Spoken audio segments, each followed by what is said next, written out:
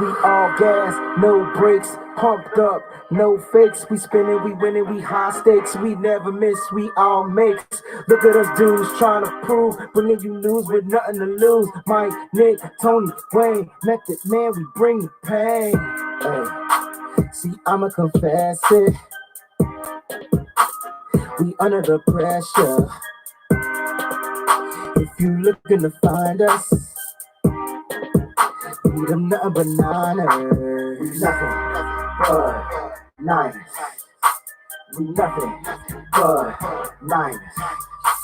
We nothing but niners. We nothing but we the niners. What's going on, people? What's good, man? It's your boy 49ers Breezy and my man NJ Niner Fan 499, and we are here to bring you another Nothing But Niners show. Now, before we get this show started, man, we got to go through the house rules or the house formalities or whatever it is you want to call it, all right? So, if you're watching this, make sure you're hitting that like and subscribe button right down there on the bottom of the screen. You see that nice gold banner? Make sure you hit that like and subscribe button. Check it out, guys. We're on Twitter. We're on Snapchat. So make sure you are following us at Nothing But 9ERS. That's at Nothing But 9ERS. Also, we're on Facebook. We're definitely on Instagram. So make sure you follow us at Nothing But Niners. That's spelled all the way out. All the words, Nothing But Niners. Look, we got our own website, man, with the latest articles, the news, latest on the draft picks, you name it. If you want to know more about the guys from Nothing But Niners, make sure you go to www.nothingbutniners.com, man. That's spelled all the way out, nothingbutniners.com. If you need to email us, you have any questions or any suggestions or anything you guys want to see on this show, want your questions answered on the show, that's our email address right there, nb9ers@nothingbutniners.com. All right. And last but not least, we got our own apparel now. Look, man, not that we didn't have it before, but it's super exclusive because you can go on our own website at shopnb9ers.com and you can get exclusive apparel. I'm drinking hot cocoa tonight. You see that? I got my Nothing But Niners mug, got some shirts upstairs, man. Look, go there, get your joints, man. We got sweatpants right now. They come in black and gray. Man, I don't want to see y'all wearing gray sweatpants, so cop them black joints. It's going to be on and popping. All right, man. The formalities are out. We got to bring in my man 49ers, Mike. What's going on, baby? What's going on, fella? Yo. I'm hearing some feedback, just so you guys know. I don't know if anybody else is hearing it. I'm hearing the feedback too, and I'm not sure why. All right, so let me put my headphones back on. All right, so listen, man, before we have a special guest tonight. We're supposed to have a special guest tonight. And before we do that, we definitely want to talk about the trending 49ers news. Nothing super and popular out there, but is the feedback still going? I don't hear it now. I turn my volume down. Let me see. Go ahead, try it again. But what's really going on right now is Trent Williams is trending like a mug. He's a beast, isn't he? Hey, I know you guys have seen those videos out there, right? So let me just tell you a little bit about this, right? So from what I've seen, Trent Williams is in the best shape of his that I've ever seen, right? Like this dude is just, I mean, he's squatting 585 pounds. And we were talking about a guy that's coming off of an injury that sat out for a season, that's always injured, blah, blah, blah. Yo, talk about that, man. Let's talk about his workout today. He's a beast, man. He seems like he's refreshed and he's in a better mood. He's in a better state of mind. He wanted to be here. He wanted to come to San Francisco. He's happy. He's focused, and he's like really into it now. He's working his butt off. And to be honest with you, it really doesn't seem he has to do a lot because my man's jumping over hurdles, jumping over boxes, jumping on boxes, down off boxes, over another set of hurdles. Then he's just a man that big is so gentle and light on his feet. Wow. Yeah, exactly. He's a phenomenal specimen, man. I like Tony said right there at the end, man. The size with the power, the agility, like it's it's a nice combination, man. It's hard not to get excited, and I don't know if I would be like, I don't know if it's the fan in me, oh man, he looks so good. And I don't know if I'm saying it because he's a Niner or what, but either way, I'm loving what I'm seeing, man. I don't know that I can't sit here and tell you that guy that Mike McGlinchey's getting in there and doing the stuff that he's doing. And he's a younger pup, you know what I'm saying? So This guy is phenomenal. Kyle Shanahan came flat out and said it, that he is one of the most, if not the most athletic tackles I have ever worked with in my entire career. Yeah, man, and it's a special thing that Kyle wanted to bring him into this team, right? He's been, Kyle goes after certain players that he knows he's been able to work with, and this is definitely a special signing, and a special trade, and I'm glad they were able to work this out. And let's hope, man, things work out for the best, man. Maybe he'll end his career as a 49er, and we can go ahead and get a few Super Bowls under our belts. Yeah, man, a man said it in the video: if your bar ain't bending, you're pretending, right? He made me want to up the weight on my squat bar, because my bar I ain't had my bar. I don't think I ever bent the bar, man. I hated working out when I played football, but I did it. You know what I'm saying? You had to stay in physical shape. You had to get stronger. But you know what's more impressive, Tony, in that workout? The box jumps to the hurdles, man. I watched him jump 2 high boxes, hurdle, jump 2 more high boxes, hurdle, jump 2 more high boxes, man. Let's talk about that part of his workout, man. And the scary part is when he's doing that, he's starting just from a dead stance. Right. He leaps the hurdle, and it's not like he lands, resets his feet, recoils, and then jumps. No, he goes over one, boom. He goes up to the boxes, down, over the next one. Like the spring in this guy's legs, man. And listen, it's not like it's like Joe Staley but this team is very fortunate to add a player of this caliber to replace a retiring Joe Staley. This doesn't happen often. And the big thing, with this COVID going on, obviously there might be, I'm not saying obviously, but there's a potential chance that there could be a delay in the season. So now listen, you got a brand new guy coming in. That offensive line is going to keep rolling because the problem is this guy knows this offense. It's not like someone that needs to know and be taught the offense. It's plug and play with him. That's it. Yeah. Straight up plug and play. Go ahead, Mike. Hey, listen, man, I'll be honest with you guys. I got a bum left knee. Only way I'm bending bars is if they made out of rubber, bro. That's the only way it's happening, man. I saw what he was doing out there, man. And holy smokes, it's super impressive. Maybe I just got to start paying attention to the big fellas a little bit more often or something. But god dang, man, he was out there. He was really doing it, man. I mean, when he stood up the first time, you see the screen kind of, you see it shaking. I'm like, oh my god, man, I'm ready. I'm excited, man. I let me tell you, this will be the biggest travesty of anything if we don't get a football season this year. As a Niner fan, man, we got a little bit more extra juice in this one, man, because we deserve this one, man. This is the year. We can feel it. Everybody can feel it, man. And it's starting up there with the trenches, man. Yeah, man. A couple more things, man. Word on the street is his media day will be tomorrow. I believe he's going to be able to talk. You're going to hear about his physicality, his him being in shape and things like that. So be on the lookout for that. Also, Rich Eisen, man. Rich Eisen went on his podcast, and Rich Eisen said that the 49ers absolutely won the draft. I mean, I know we've been bickering back and forth. Yo, we didn't draft this position. Why didn't we take this person? How can we pass on CeeDee Lamb and draft this guy and blah, blah, blah, man? I just want you guys to shed a little bit of light on that because you got experts, including us. You have experts out there saying, yo, they won the draft. And he wasn't the first, man. Bucky Brooks said that the steal in the draft was Brandon Aiyuk. Like, why are these what did we miss as nothing but Niner analysts? Like, what did we miss? I got to tell you, and me and Mike talked about this today. The problem is when you have, like, we have such a need at wide receiver, and this team's been lacking that number one guy. So automatically, what do? We have the 13th pick. You focus it and lock in the top 4 wide receivers. We have the Judy. We have, the CeeDee Lamb. We have the Ruggs. We have Jefferson.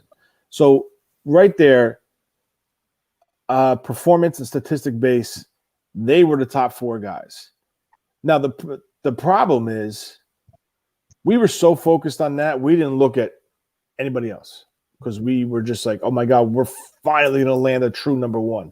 But what Kyle does is he takes his numbers, his 40, his 3-cone, his 20-yard shuffle, his 10-yard split, his vertical, his broad jump, and he just looks at them, and then he looks at the tape, and he looks back at those numbers, and he says, this is the best guy that's going to fit my system. So that's basically what he did in this draft. So kudos to him. Shame on us for not doing that. But listen, I was wrong. We're all wrong. We all thought it was either be Judy Ruggs or Jefferson or Lamb, and we overlooked it. So, it's good that this team has the ability to break down a player off of his stats playing and his workout stats and match it to the film and decide if he is a fit for his scheme. Not this one scheme, not the best wide receiver coming out. Schematically, he's the best fit. Yeah, and we got to be honest with ourselves, man. And this is the conversation I was hoping to have with Nick on here with us also. We got to be honest. We all gave it A's across the board also. We all fell in love with the draft and everything. And I think we looked at it based off of, they did what they had to do. They got all the positions of need except for one, except that one position need. We'll argue about that tomorrow. That's another argument for another time. But I mean, I'm surprised that we all missed on Brandon Aiyuk, a guy with a first-round grade on him. I did see a couple of sites where they had him as a second-round grade, but a guy with a first-round grade, how do we as Niner fans not catch this guy? Especially because since the Super Bowl ended, we knew we were picking 31st. How did none of us catch this guy? I think so. Here's the thing, man. I was definitely scouting this kid, right? And then his combine happened, and his combine numbers didn't stand out because you had a guy like Justin Jefferson who blew every receiver out at the combine. The only thing he didn't do best at the wide receiver position was the 40, but his 40 was still fast, as a wide receiver. So I think that Aiyuk just got pushed down because Jalen Reagor had a great combine, right? He was showing the physical, he was showing the catches, he was showing all those things. So all these guys kept coming up and just slowly pushing him down. But the crazy thing is, it seemed as if the 49ers, and kudos to our wide receiver coach, Wes Welker, right? This is a guy who was in charge and who had like the green light on bringing wide receivers in. He also brought in Jawan Jennings. He also, so this is a guy who said, coach probably said to him, listen, man, go get you a couple pieces. Let me know the guys you're looking at, and let's go ahead and make it happen. So I'm starting to really understand that this isn't just a player trusting a player type thing. This isn't a player's all in. This is a whole organization all in. If you watch the Jed York interviews with the rookies that were drafted, he was just as stoked as everyone else, but he allowed Kyle to have his moment. He allowed Lynch to have his moment. Like, he just sat back. He wasn't the old owner from before that wanted to be all up in the videos and doing this. You know what I'm saying? He wasn't Suge Knight in the joint. You know what I'm saying? I'm really understanding that from the coaches to the assistant coaches to the positional coaches to the players to the captains. I can't wait till we guess who's going to be captains this year. Okay, so I can't wait.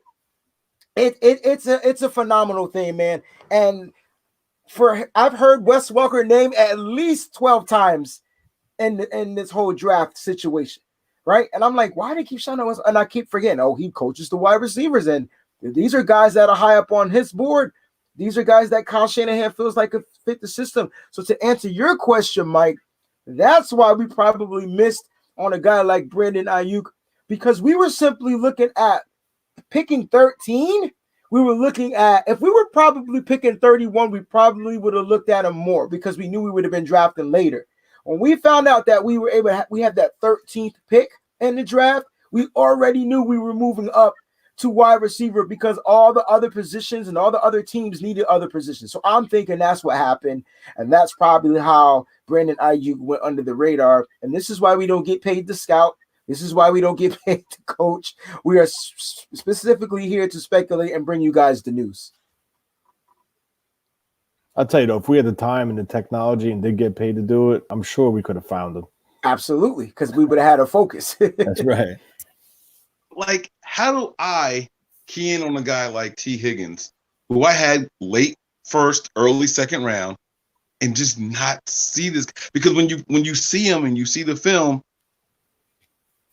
it's a perfect. You see why. Mm-hmm. You see the why, and I'm a little disappointed in myself for not catching it sooner. I mean, go ahead, Tony. I also think it's the team he played for. Arizona State's a Pac-12 team. Their games are 10:30 at night on the East Coast because they're a West Coast team. All the guys we named are Power 5 schools, like big programs. Ohio State. No, I'm sorry. The 2 Alabamas, the Oklahoma. T. Higgins is in Clemson.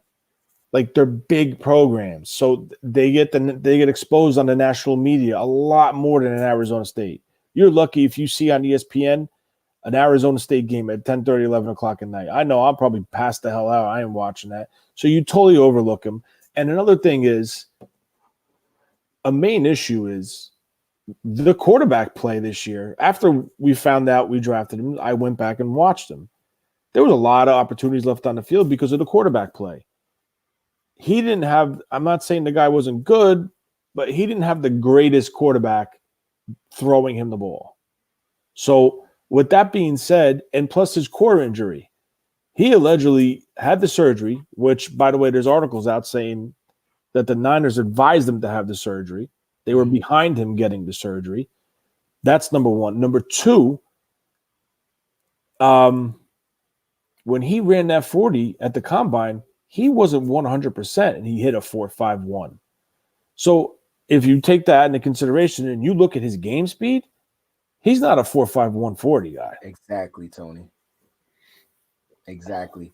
And that's just kudos, man. I just can't wait to see him when he dresses up, and apparently he's going to be wearing what, that number 11, I believe. Why don't they wear numbers in the 80s anymore? Why?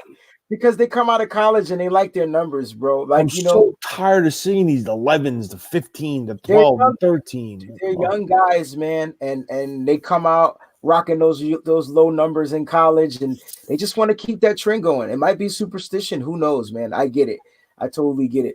But 80 is gone, and 81 should be gone, in my opinion, too. So no, what's the thing's wearing the 7th rounder? Mr. Coleman's wearing 81. Yeah, I know. I'm just saying those numbers should be gone. They should be retired as 49ers. Those are the 2 receivers I would retire, 2 numbers. But yeah, man. So look, crazy Jennings, pick. I'm sorry, not Coleman. Yep, crazy pick, yo. And I don't know why we passed up on that kid, but again, don't forget to tune in tomorrow, guys. I think Trent Williams will be definitely doing an interview tomorrow around noon. That's going to be great. So, guys, our show today is going to be about the draft, all right? So it's going to be post-draft, and we have a special guest that's going to be joining us hopefully shortly. He's having a little problems. He's having like little technical difficulties. He's having some technical difficulties, all right? So what we'll do is we'll probably kick the show out, and then you guys can ask us some questions, and we can answer them on the air while you guys are watching us live. You know what I'm saying? I think that would be a cool thing to do. What you think, Tony? Absolutely. I'm down. All right, man. So let's see. I see Dre said Herman Edwards said that Aiyuk runs a 4.39. Godly. And you know what, man? I got to be honest with you. I won't question it after watching them games. I'm sorry. That's crazy. Hey, man, so someone in here is trending, and they're saying that apparently one of our friends in this game, I'm not going to mention his name, he said that he believes that Kendrick Bourne gets cut. Now, explain Kendrick Bourne being cut. That would save the 49ers how much money? $3 million? 3.25, I think he signed for, or 3.35. And it's pure cap. I don't think they're going to cut him. I don't. Okay. he offers way too much. But I understand we added 2 more pieces to the puzzle. Mm-hmm. But I don't see them cutting him. I don't. So you say we added 2 more pieces to the puzzle, but does that mean that they're better pieces? Well, they are rookies coming into the NFL, so we don't know how they are if they're gonna adapt as fast or how fast it's gonna take them to get up to speed. Correct. Because remember, it is a complicated offense, so it could take them. A perfect example: Deebo Samuel. He struggled the first 6 games, and then he just came out like a freight train. So. Correct. There is a learning curve. There's a big difference in our offense compared to the Arizona State offense, even though Herm Edwards is the coach there and he comes from a pro background. So they ran somewhat of a pro style offense. Not really. There was RPOs, but it's going to be interesting to see that learning curve, especially with Jennings and BA Aiyuk. Yeah, Brandon Aiyuk. Yeah, man. Look, our wide receiver is what, 8 deep, if I'm not mistaken. Let's see. It's at least that now. It's at least that. I think it's 10.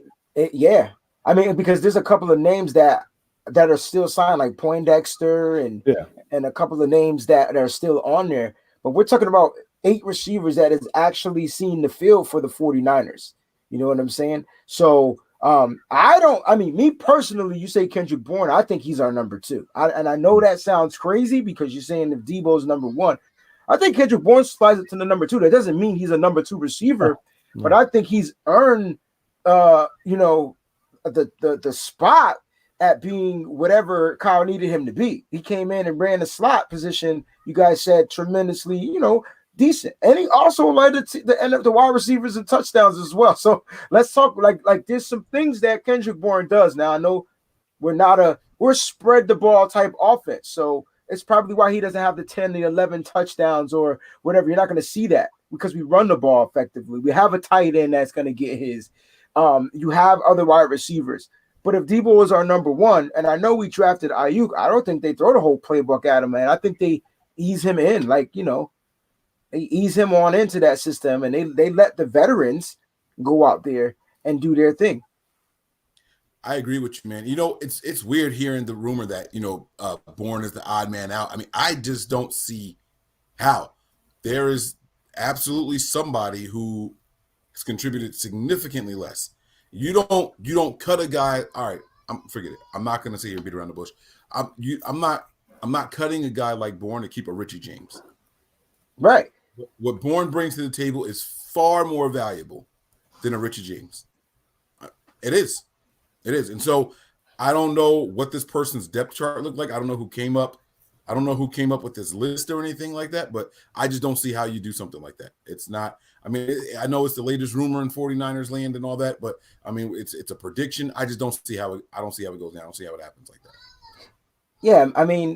Again, his production speaks for itself. All right, man. He had the dropsies in one game. And all season, he would drop a pass here or there. You know what I'm saying? But listen, man, when this guy is on the field, he changes the dynamic. He was, if I'm not mistaken, he was Jimmy G's safeguard. Like, he was the guy that Jimmy was looking for to get that ball to, to get the first downs, to get those yards that Jimmy needed to get out, which I'm hoping everything progresses for the 49ers this year, right? I'm hoping Jimmy develops his check down game, right? That's the one. I know we want to see Jimmy G throw deep.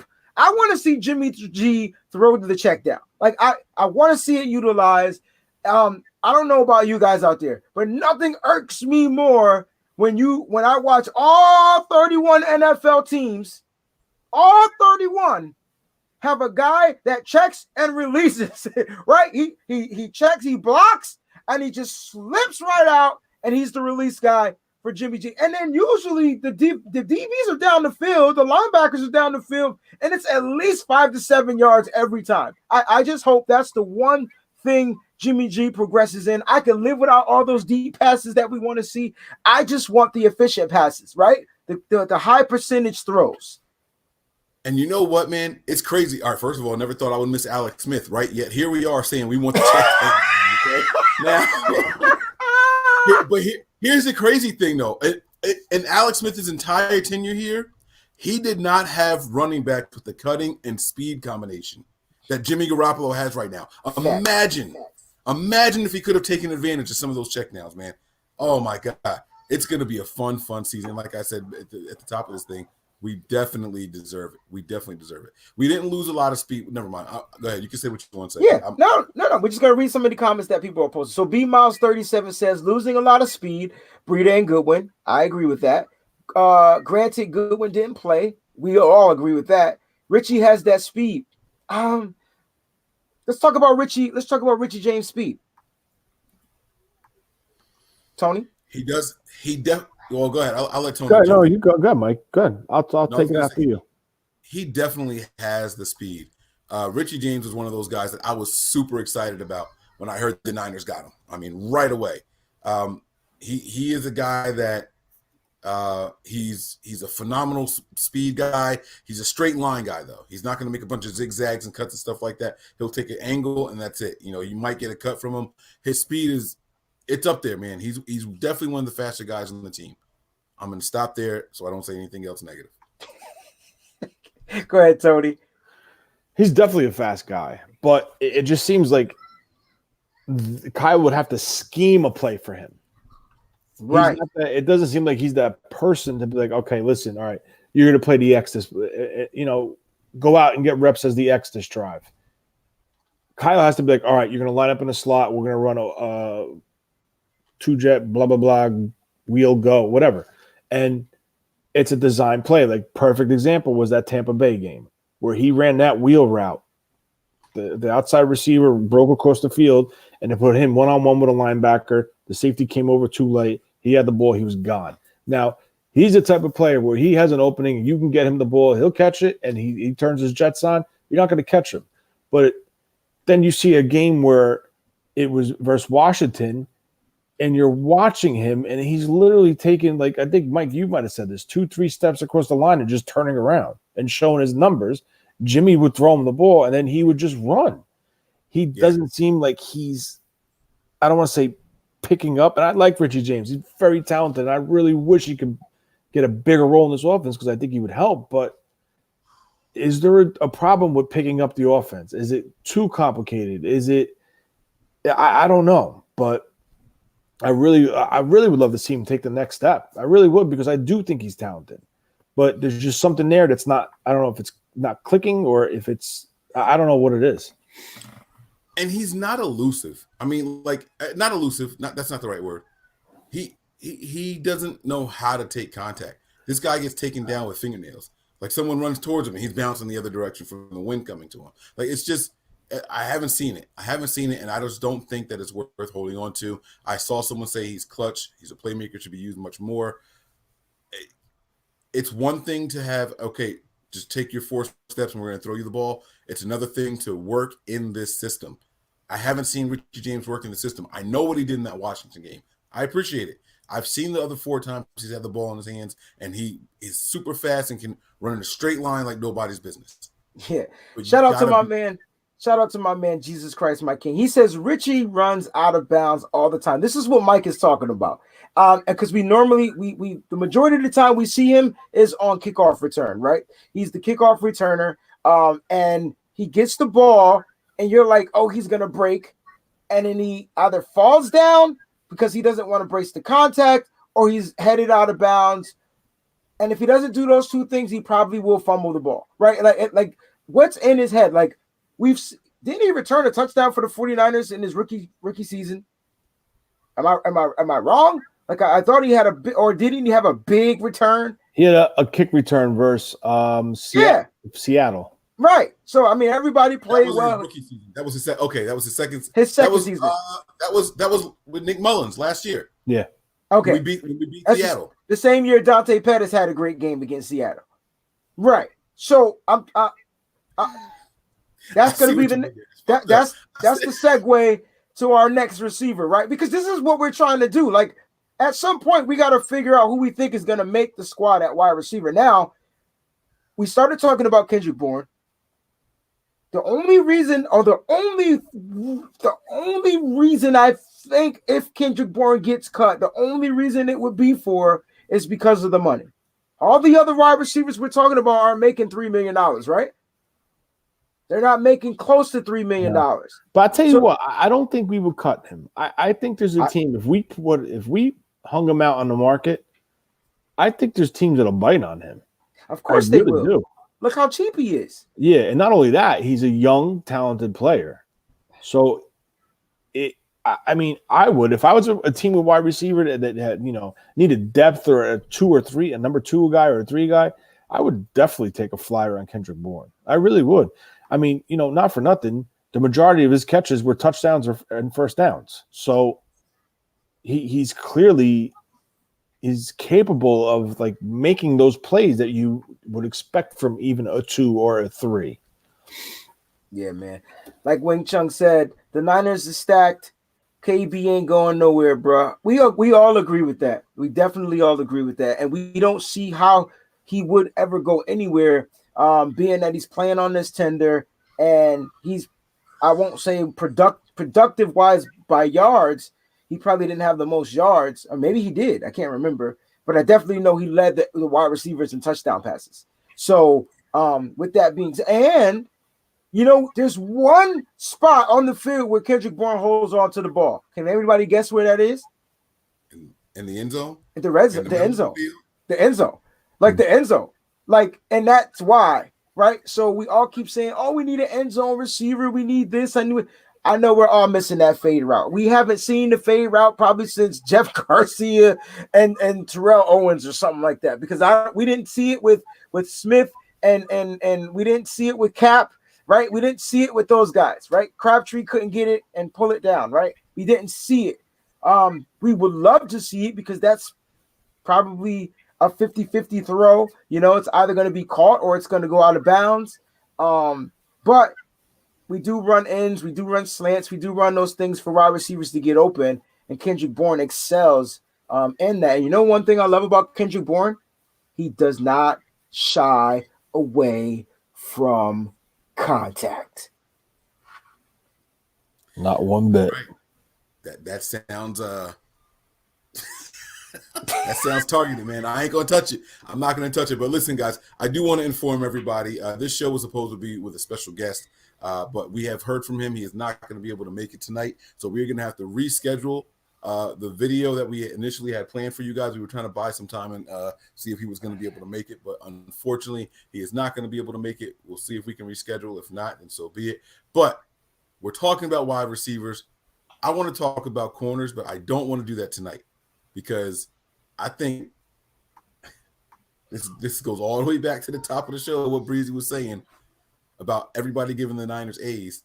I don't think we should have done that, man. I think it was premature, and I want to argue about that tomorrow. So I don't know if we're going to have a debate day or what, but I would like to get, as many of us guys in here, 4 or 5 of us in here. Let's see if NY to the Bay would like to join.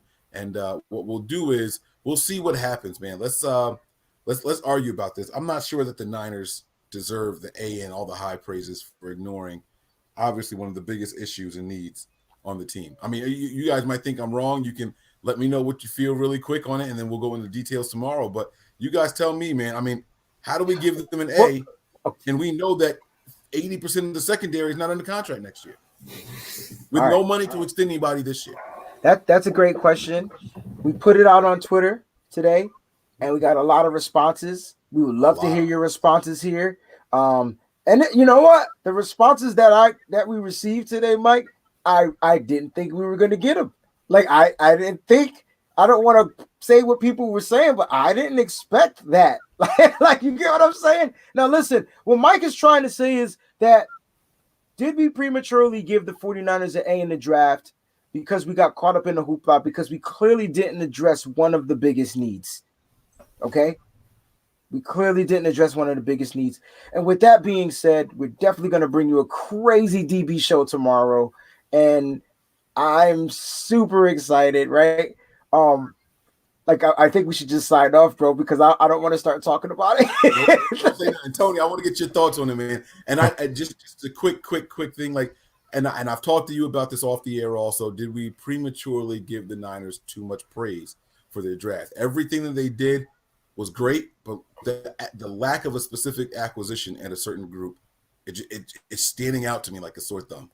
I don't think so, because if you take into account what we did in this draft, just the moves that we made and the needs that we addressed right there, it deserves an A. I get you. It deserves an A. Now I'm gonna shoot you guys a question right now. Let's say we had a 6th round pick, right? Just hypothetically, we had a 6th round pick, and the Niners took AC. Would you consider it being addressed? If he was their corner on the board, the highest one that was left. I would say, to answer your question, I would say yes, because they addressed the cornerback position in the draft, not outside the draft. Okay, so now here's the problem: we didn't have that 6th round pick, but we had other needs. But can I throw this in here to you though, Tony? Throw your curveball. Yeah. All right. We did have a 6th round pick. Yeah. And we drafted Colton McKevitz. No, he was a 5th rounder. Then we had a 5th round pick, and we drafted Colton McKevitz after we traded for a offensive tackle. Right now, guess who was on the board at that time? Bryce Hall. Yeah. So that's my issue. That's my. No, I understand. So believe me, I understand what you're saying. So my question, so why? Why do you think the 49ers decided? Let's do this tomorrow. This is going to get good. Shut up, Wayne. This is getting good. And I like what Tony was saying. My bad. I had a street fighter moment. I don't know. I don't know if I'm going to be able to make it tomorrow because you guys are going really late. So, and I got to work Friday. So, just quick. Bryce Hall, if he came out last year, he was a 1st round pick, a high 2nd round pick. There's a reason why he fell to that 5th round. I'm telling you, there's a reason. He didn't look that great. He had the ankle injury. Now, we drafted Tim Harris last year, and I honestly think they pulled the okie dokie with the injury to stash him. So you have Harris. We added AC this year.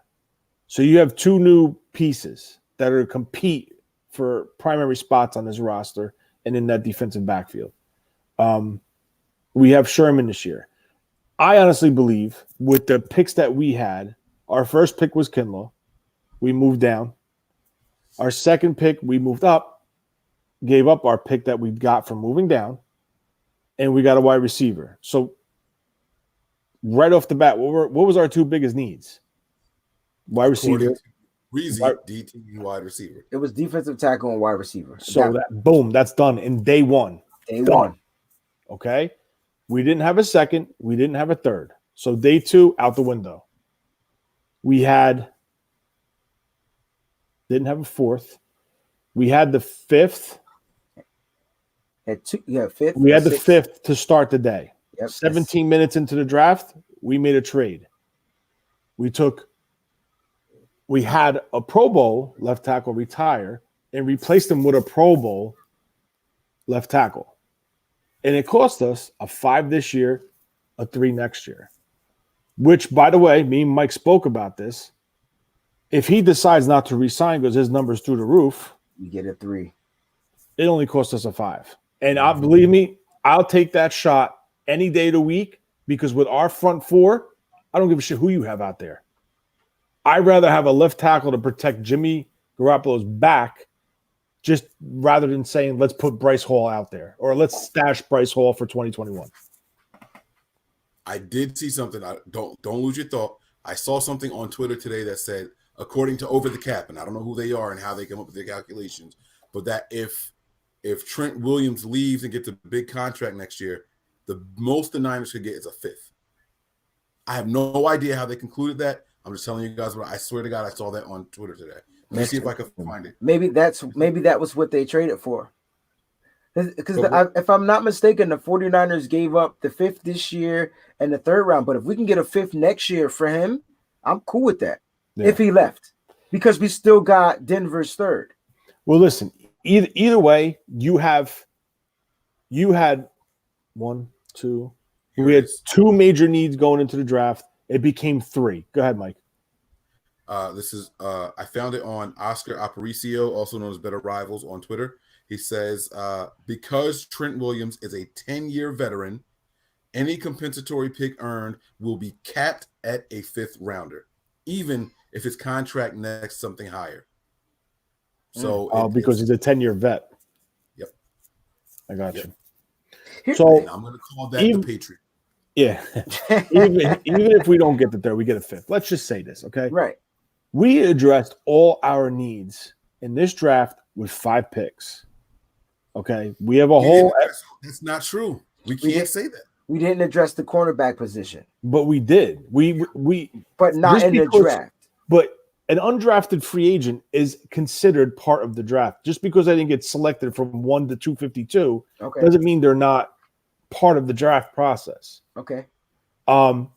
So when you do an overall grade, in my opinion, the way I would do it, I would take our 5 picks, our undrafted free agents. If we made trades that day that surrendered draft picks from this year, I would account that into everything because it's this draft that was affected.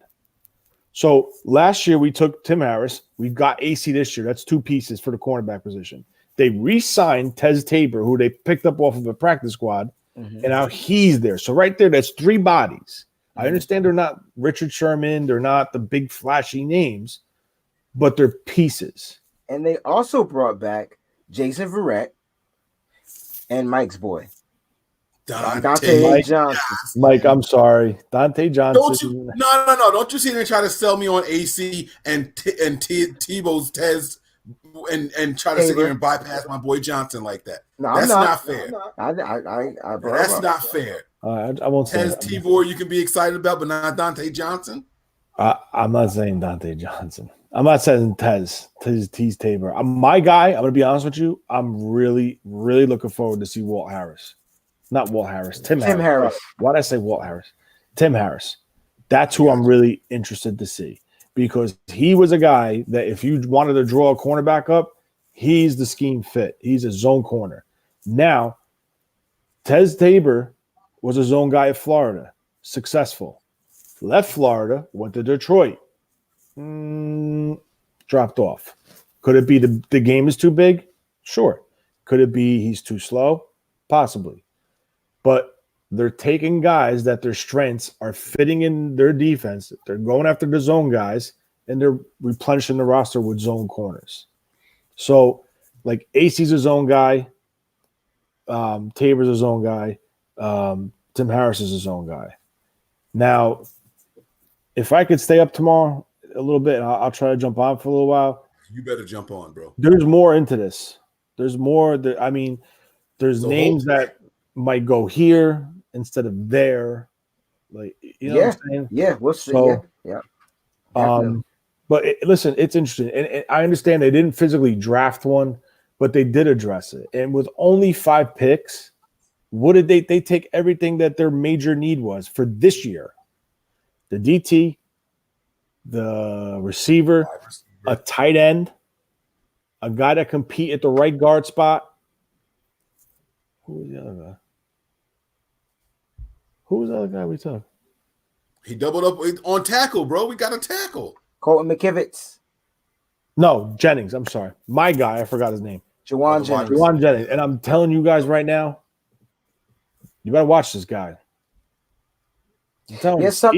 He might not be fast, but guess who wasn't fast and conquered this league? His name is Michael Thomas. Yeah. Some guys feel like that he may not make this team. So I can't wait to see how his camp works out. But man, I hope to God he makes his team because he's a he's a beast, man. Shout out to Sean, man. Bourne is clutch. He wants to address Kendrick Bourne, period. Which makes Dex Carter look like an all-pro. I used to like Dexter Carter, man. What was wrong with Dexter Carter? And next, you did fumble. Next, he was better than Kyle Williams. Next, they'll be saying we drafted Brandon because Kyle has no faith in Jimmy. Get real. All right, man. Shout out to my man, Sean.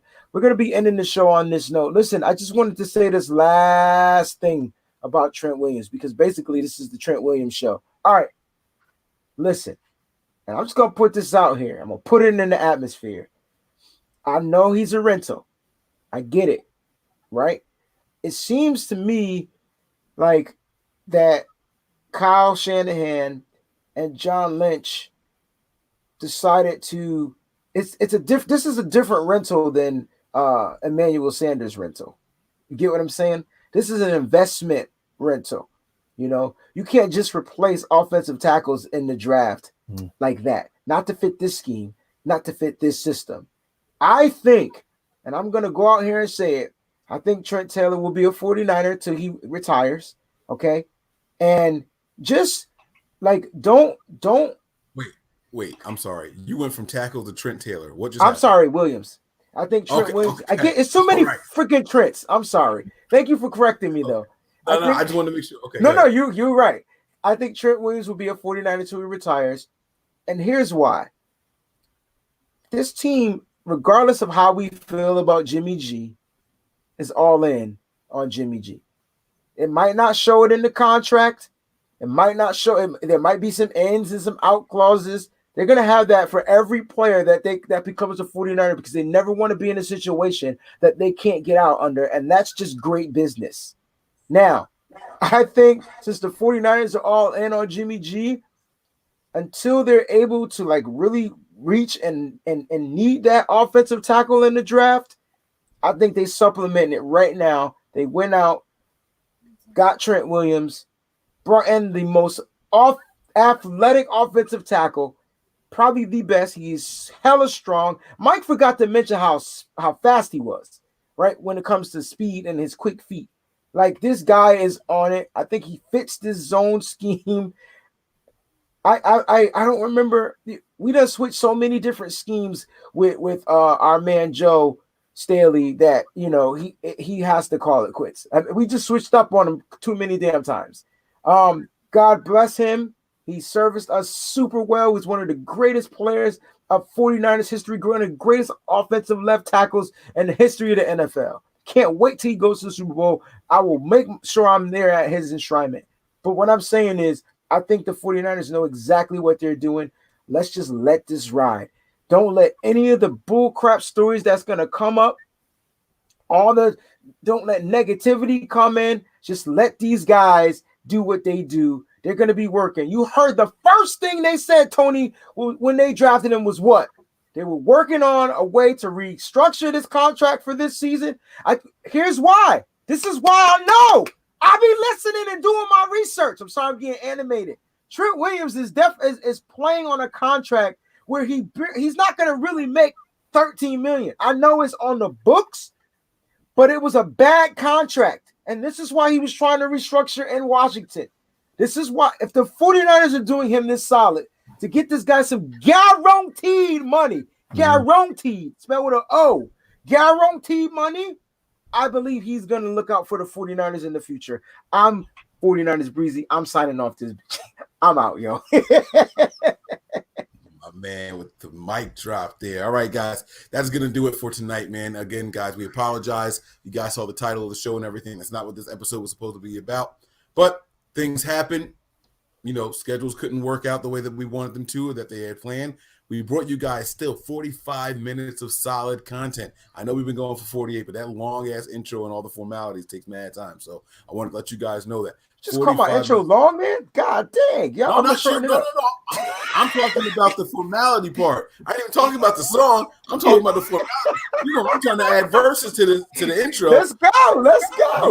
I've been telling you, bro. I'm trying to add to that joint. But yeah, guys, so we understand, like I said, complications and things like that, and schedules didn't work the way that we wanted them to. We had them playing, but I guess couldn't make it. So we will see you guys tomorrow. Energy, passion, arguments. Bring it. And more. We'll see you guys tomorrow, man. It's going to be it, Tony. Any final thoughts and words from you, my man? Nah. Okay. I'm keeping quiet. That's going to do it for us. Prepare for glory. Anticipate pain. But always remain faithful. Hey, we out, baby.